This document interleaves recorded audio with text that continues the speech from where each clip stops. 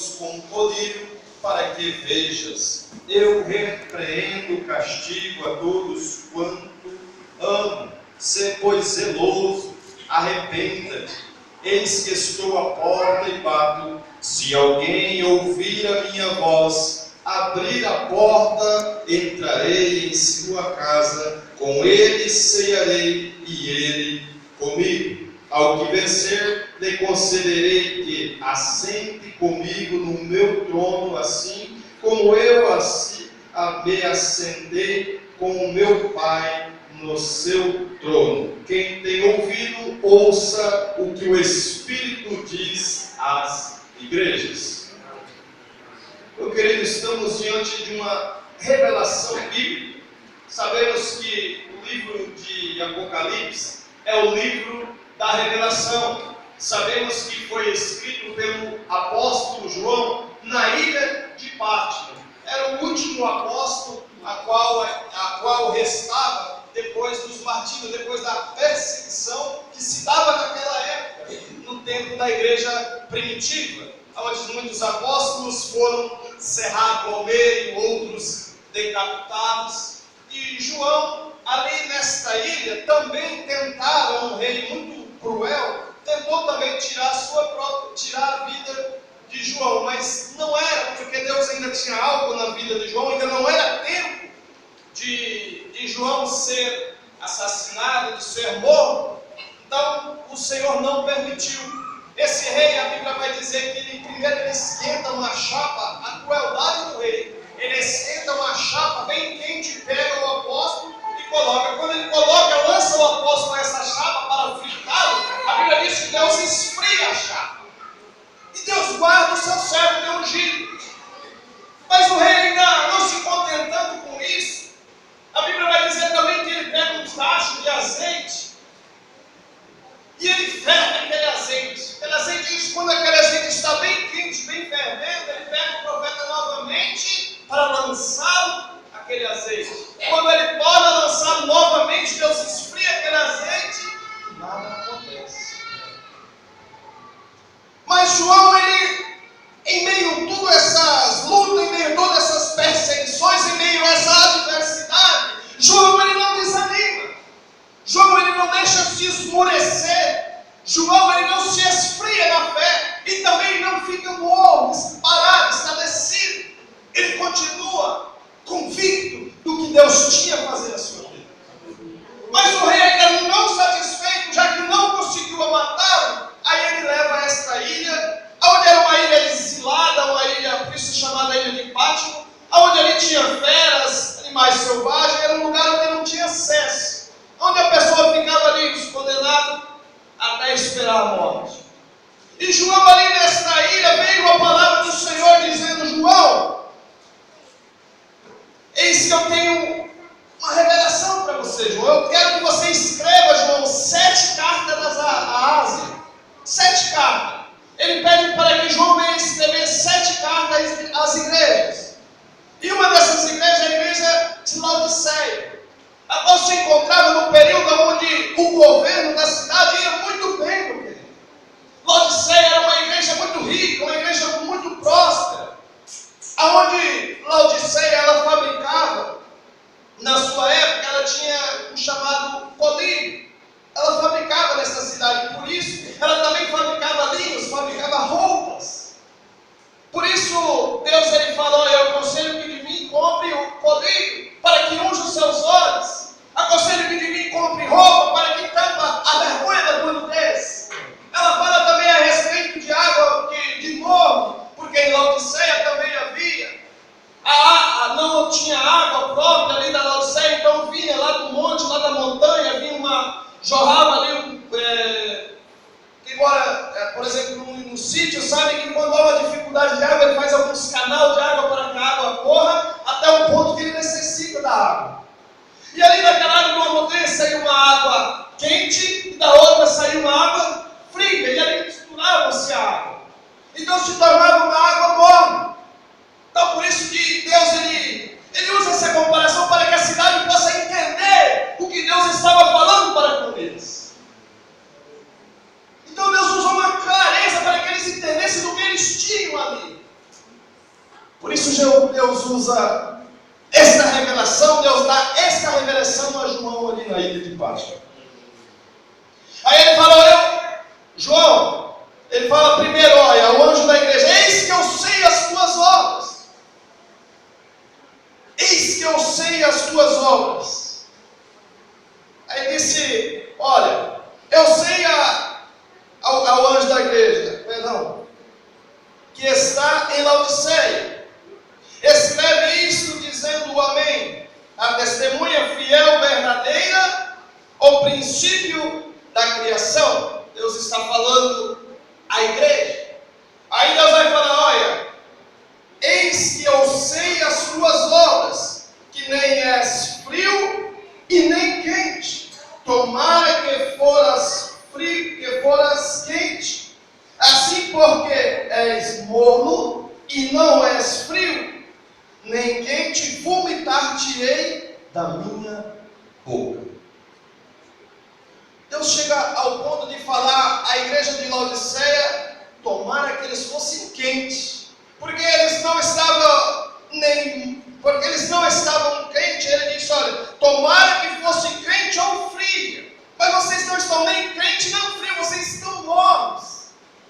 Sabe por quê, meu querido? Porque a igreja de Laodiceia, você observou que ela estava num contexto onde ela produzia bem, ela tinha sua água ali que vinha, né?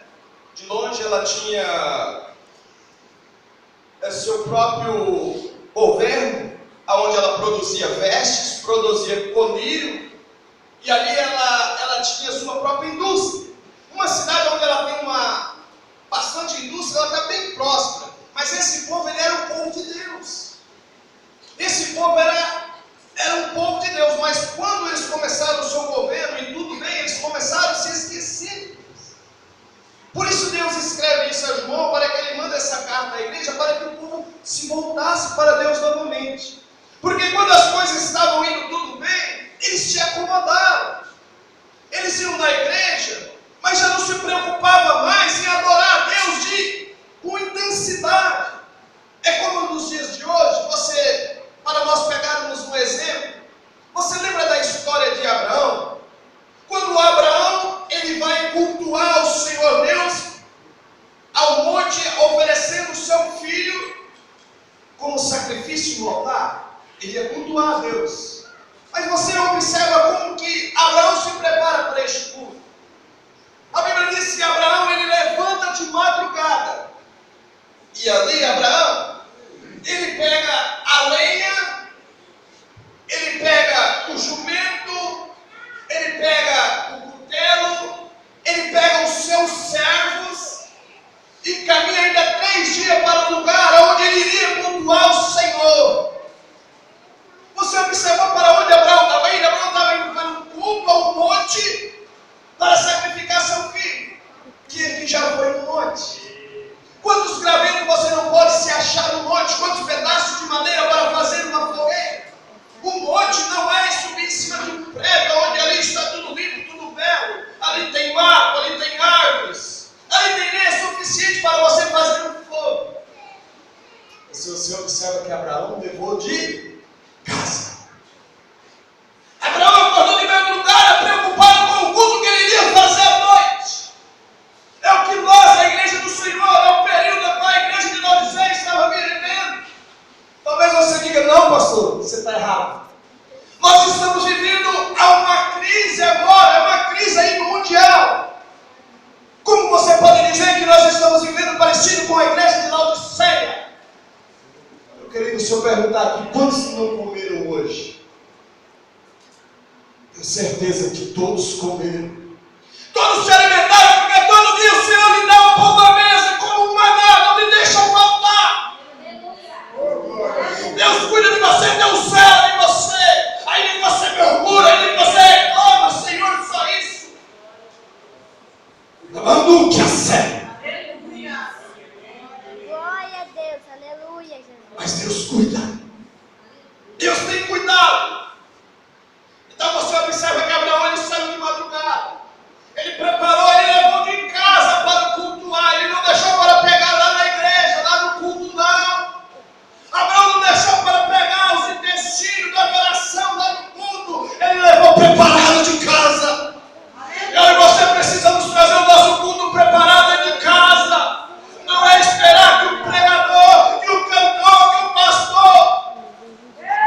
vem nos incendiar, aleluia. Vem nos levar a sentir a presença de Deus.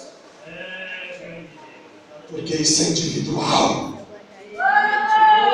Eu pular aqui, eu soltar, eu pular, eu correr, eu dizer que tem anjo aqui na igreja. Muitos vão se emocionar e vão começar a pular e dizer: é verdade. É acreditar. É um movimento. Se você reúne ali cantores ali no mundo, principalmente uma banda de rock mundana, você vai ver pessoas pular, cantar, chorar, cair no chão, como se fosse arrebatada, de tanto cansado de pular e se alegrar e sair dali contente. Mas depois vem a tristeza no seu coração. Assim a igreja de Deus, se ela não se preparar, ela vai ficar o contexto que está na igreja de Laodiceia, uma igreja morna, onde Deus está vomitando para a boca.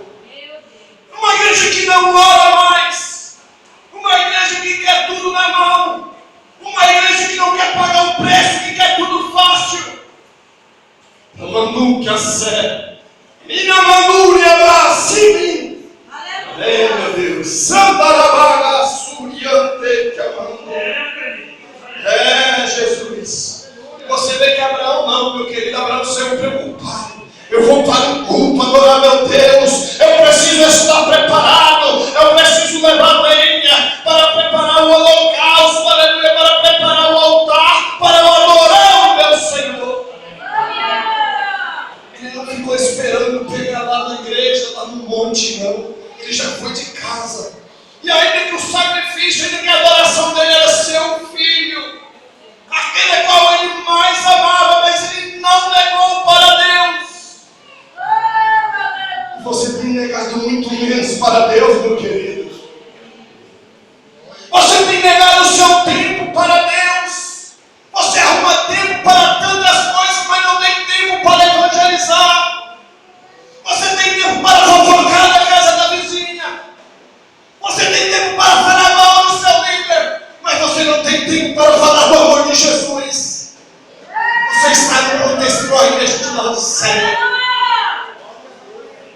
Mamando que a sé. Como pode dizer rico sou e não satisfaz ser um miserável, um desgraçado, pobre, nu e cego? Aconselho que de mim compre ouro provado no fogo. Jesus estava dizendo a igreja de Laodiceia. Porque a igreja não se importava mais com Deus. Ah, nós estamos bem, não nos falta nada. O governo estava indo muito bem, a mesa cheia, a mesa farta, para que orar? Não está precisando de nada. Está tudo bem. Para que se esforçar? E Deus fala: dura esta igreja de Laodiceia. E a igreja a qual nós estamos hoje, eu acredito que aqui não tem. Eu acredito que aqui tem crentes fervorosos, aleluia, que não estão adormecidos e nem frios, aleluia, mas estão sedentos para fazer a vontade de Deus, para ouvir a vontade do Senhor. Eu estou dizendo da igreja que tem um Cristo geral. Tem muitas igrejas, muitas denominações por aí. Por isso veio a palavra do Senhor a esta igreja exortando. Deus aconselhou a ele: olha, aconselho que compre ouro e me provado no fogo. Aconselho que de mim compre vestes brancas para que cubra a vergonha da tua nudez. Aí ele diz também: ó, eis que estou à porta e bato. Se alguém ouvir a minha voz, aí eu entrarei. Eu serei com ele e ele comigo. Pense ou não pense você que o Senhor vai adentrar o seu coração de uma vez. O diabo, meu querido, ele não pede licença. Basta você dar uma brecha, ele entra na tua vida e faz um estrago, ele tira a sua família, ele tira a sua saúde, ele tira seu emprego, ele tira a sua paz. Sem pedir licença. Mas o meu Deus, a Bíblia diz que o Espírito Santo ele é sensível. Por isso a Bíblia diz que não entristeçais o Espírito Santo de Deus. Não habita em templo sujo. E o templo, meu querido, não é essa igreja. O templo é você. O templo é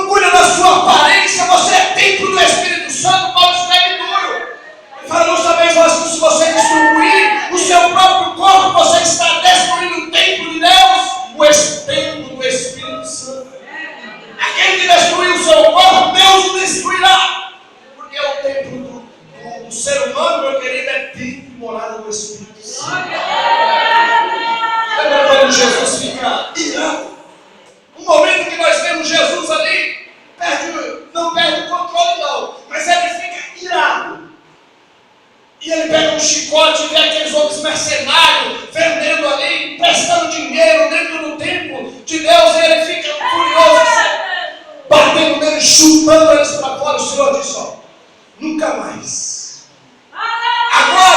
Agora o Espírito de Deus, ele não habitará mais em templo feito pela mão de homem, mas ele habitará dentro do homem. Esse lugar é precioso, esse lugar é importante. Não que esse lugar não seja importante, este lugar é a casa do Senhor, onde nós nos reunimos, onde os santos se reúnem para adorar a Deus. Veja bem que lá no livro de Atos 2, na descida do Pentecostes, eles estavam no templo, eles estavam ali numa casa, e a Bíblia diz que soprou-se no céu um som como que de um vento veemente e impetuoso, e encheu toda a casa. Eles estavam numa casa, mas Deus encheu a vida deles. Eles saíram dali regozijando das maravilhas do Senhor. Por isso você deve cuidar do seu tempo. Por isso você deve cuidar da sua vida pessoal. É lá na escola, é lá no trabalho, é nas ruas, aonde você estiver. Você é templo e morada do Espírito Santo de Deus. Quando você vem para a igreja, você deve parar à frente do espelho. Não é só mulher, não, meu querido, é homem também. Tem muito barbado hoje andando como se ele estivesse no mundo, sem temor nenhum. Perdeu o temor de Deus, perdeu o Espírito Santo de Deus. Ele não tem mais. Não, pastor, ele não tem nada. O tempo, a Bíblia diz que o Espírito Santo ele não habita em templo sujo. Não se engane. Por isso Jesus: olha, eu aconselho-te que de mim compre ouro provado no fogo. Por isso ele disse: eu estou à porta. Jesus está à porta batendo. Mas por isso não tem nada ouvido, porque deram ouvido à voz do mundo. Porque o mundo tem que se seduzido, meu querido. Não é para você ser seduzido pelo mundo, não. Você é para fazer a diferença neste mundo. Você não é treva, você é luz. E a luz do mundo. A Bíblia diz que a luz ela não mistura com treva. Se você está tendo comunhão com o mundo, meu querido, você colocou o Espírito Santo do lado de fora. Muitas igrejas hoje têm colocado o Espírito Santo do lado de fora. O Espírito Santo já não pode mais adentrar na igreja, porque o mundo adentrou dentro da igreja. Como que ele vai adentrar dentro da igreja se ele é santo? Se ele necessita de um coração, aleluia, limpo, puro. A pessoa não ora com jejum, se espera no mundo, fica assistindo novela, pornografia, fica em redes sociais, Facebook, WhatsApp. Mas eu sei que ali é tudo mentira. A Bíblia diz, meu querido, que a sua boca falar é o que o seu coração está cheio. Você tem falado mais de Jesus ou você tem falado mais da novela ou mais da fulana, da ciclana? Faça uma análise, minha querida. Faça uma análise na sua vida se você não está enquadrado como a igreja de Laodiceia estava, uma igreja morna, onde Deus precisa escrever essa carta para que ela desperte. É verdade. Para que ela desperte. Aí Deus disse: olha, eu assoro, eu corrijo tudo aquilo que eu amo. Meu querido, sabe por que Deus às vezes fala duro com nós na palavra? É porque Ele nos ama.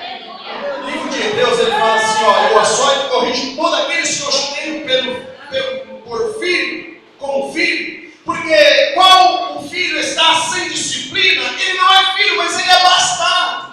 Se vocês estão sem disciplina, então vocês não são filhos, vocês são bastardos. Mas se vocês estão aceitando disciplina, então vocês são filhos. Paulo escreveu aos Hebreus. Ele falou: olha, se nós sujeitamos a nossos pais carnais, nós sujeitamos, nós obedecemos, quanto mais ao Pai dos Espíritos, que é o nosso Deus. Nós obedecemos a homens porque não devemos obedecer a Deus, porque venhamos a ignorá-lo, a um Deus, aleluia, que demonstrou o seu amor num tamanho tão grande, meu querido, aonde homem nenhum teria coragem de dar o seu filho unigênito para morrer em favor de uma sociedade, em favor de uma humanidade corrupta,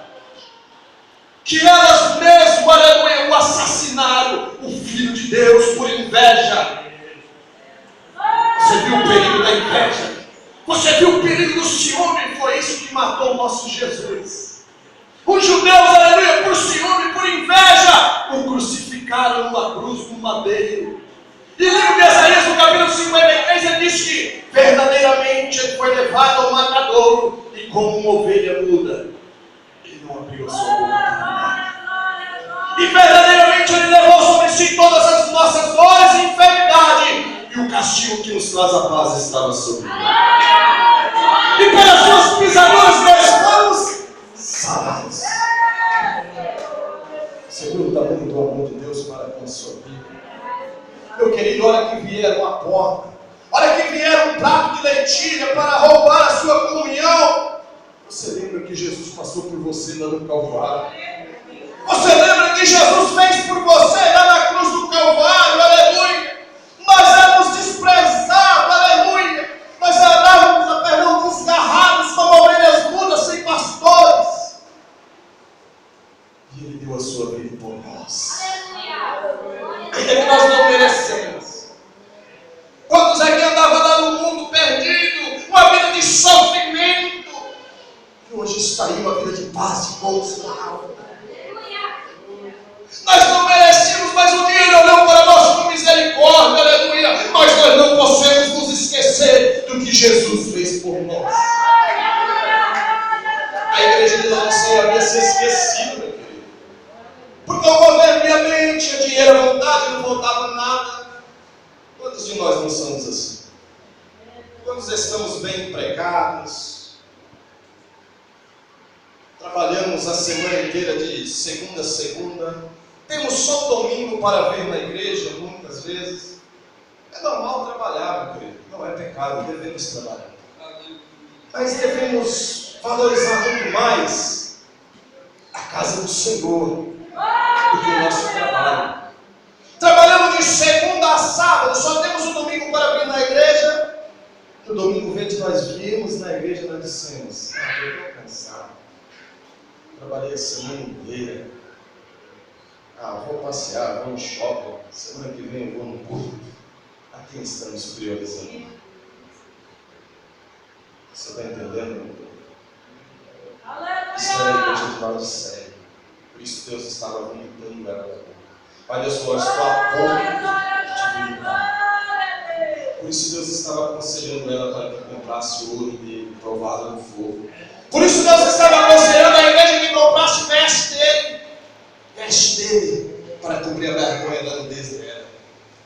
A igreja estava envergonhando já Deus. A igreja já estava andando como o mundo, de qualquer maneira. Porque a igreja, quando ela não vigia, a igreja, quando ela não ora, quando ela não prioriza as coisas de Deus, ela anda igual o mundo. Deus fica lá olhando, clamando. O Espírito Santo de Deus, ele fica intercedendo por nós com gemidos inexprimíveis. Eis que estou à porta e bato. Se alguém ouvir a minha voz, eu entrarei. Se é ele com ele, ele comigo. Meu querido, não fique com o pé no mundo ou com o pé na igreja. Não fique, não brinque de ser crente, porque Jesus está voltando. Deixa eu te falar. Está na igreja, vem na igreja, visita anos e anos, meses. Irmão, você quer aceitar Jesus? Não, eu não estou pronto. Eu não estou preparado. Meu querido, se você ficar esperando você ficar pronto, você ficar preparado, você vai ficar. Porque Jesus disse: vinde a mim do jeito que estás e eu te mudarei. Você me ensina a dizer: Senhor, eu tenho andado errado, eu tenho andado falho. Senhor, eu não tenho força, Senhor, para resistir a esse vício. Senhor, mas me aceita, escreve meu nome no livro da vida. Senhor, me dá força, tira tudo isso de mim. Deus vai tirar de você, não é você, meu querido. Você não é um super-herói. Primeiro passo, você precisa entender que você precisa dele. Enquanto você achar que é você, meu querido, você vai ficar aí, ó, pé na igreja, pé no mundo. Mas o dia que você falar: Senhor, eu não posso, mas o Senhor pode. Aleluia. O dia que você abandonar o pecado, você abandonar a prostituição, aí não verdadeiramente adentrar o teu coração. Aí você vai viver em novidade de vida.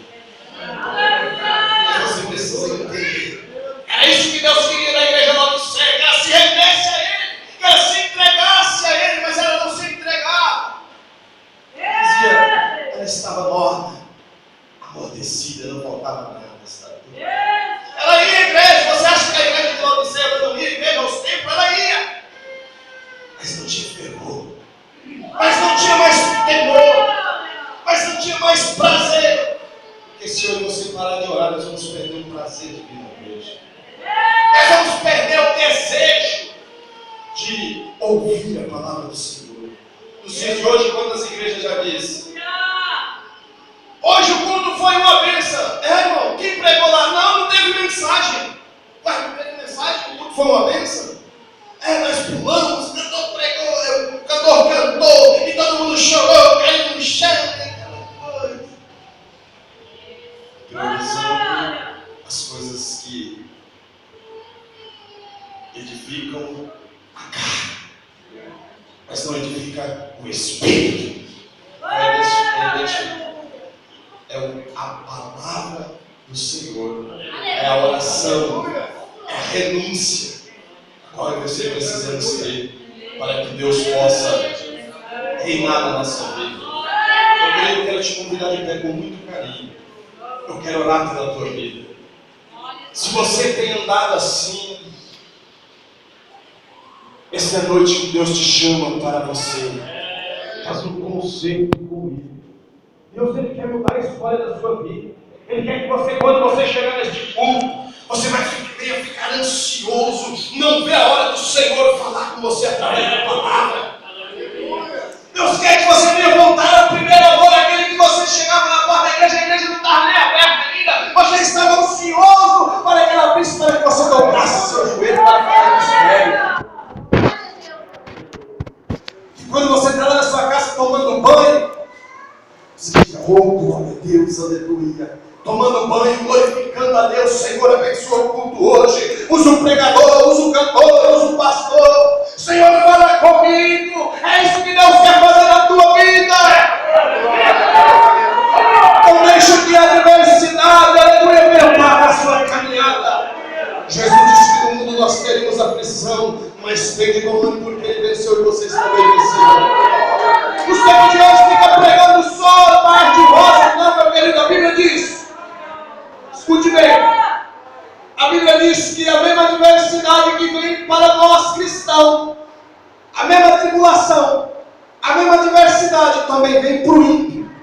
O mesmo sol que nasce para o crente também nasce para o ímpio, a mesma chuva. Talvez você diga, tem gente que fala, tem coragem de dizer, quando eu estava no mundo as coisas eram mais fáceis, eu comia melhor.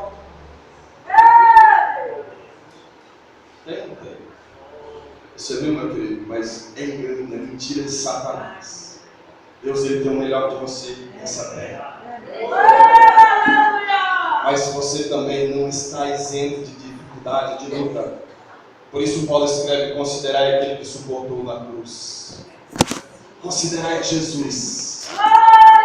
Ele sofreu por você, mas Ele não desistiu. Você vai passar luta, vai passar adversidade aqui. Mas o Senhor te dará uma coroa de glória. Tem alguém para aceitar Jesus nesta noite? Eu não conheço os irmãos, não sei se são todos crentes.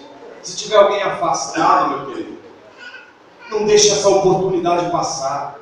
Quantas pessoas deixaram a oportunidade passar e o inimigo ceifou a sua vida e talvez hoje está lá no inferno clamando por misericórdia. Mas a sua oportunidade passou, não deixe que a sua passe. Talvez hoje pode ser a última oportunidade que Deus está te dando. Eu não te conheço, eu não sei como você está. Talvez você é crente, você diga, não, eu sou crente, eu não desviei. Mas você está com mágoa no teu coração. É tempo de você pedir perdão. Você está com mágoa do seu pai, da sua mãe, do seu irmão. É tempo de você pedir perdão. Não é para você ficar esperando que a pessoa venha pedir perdão para você, não. É para você pedir perdão para ela. É para você pedir perdão para Deus. Pastor, mas eu não fiz nada com ela. Meu querido, se você não perdoar, Deus também não te perdoará naquele momento. Você precisa perdoar. Tem alguém para aceitar Jesus? Tem alguém para viver em novidade de vida? Jesus te convida nesta noite. Glória a Deus. Se tiver também alguém enfermo, eu te convido, meu querido, vem aqui, ainda dá tempo de orar por você. Eu tenho ainda 3 minutos. Ainda dá tempo de eu orar por você, ainda dá tempo de Jesus te curar. Creia, meu querido. Se tiver alguém enfermo, pode vir, venha, não tenha medo. Irmão, se tem coisa que eu não tenho medo é de orar por enfermo, porque eu não curo ninguém, quem cura é meu Deus. Meu querido, meu Deus, eu estava desenganado pelo médico, eu tinha uma doença que não tinha cura, meu Deus curou. Meu Deus já curou na minha casa, minha filha. Aonde o médico disse, eu não sei, não tem jeito. Então o médico ficou apavorado, como que minha menina acabara de nascer, tira seu corpo, parecia que estava desfarinhando. Jesus curou. A Ana Luísa, você viu cantando ali, ela tinha uma carne no nariz com 1 ano e pouco de idade, onde ela chorava, mordia, jeito como acabou a operar.